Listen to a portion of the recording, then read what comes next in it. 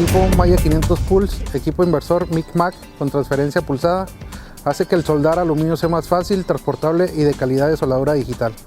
Área de uso: industria automotriz, industria de tanques de aluminio, acero inoxidable y acero, mantenimiento y reparación, construcción de plantas, industria generadora de poder.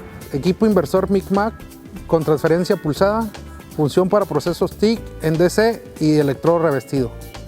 Fusión especial doble pulsado y puede guardar hasta 100 programas. Modo sinérgico por su control de microprocesador. Equipo sinérgico hace que la soldadura sea perfecta.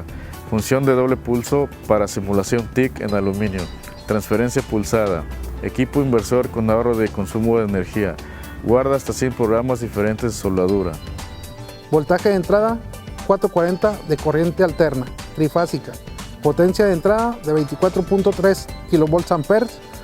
Potencia de corriente de 37 amperes, salida de corriente de 25 hasta 500 amperes, tensión sin carga 98 más menos 5% de voltaje, grado de protección IP21, ciclo de trabajo a 40 grados centígrados, 387 amperes al 100% y 500 amperes al 60%.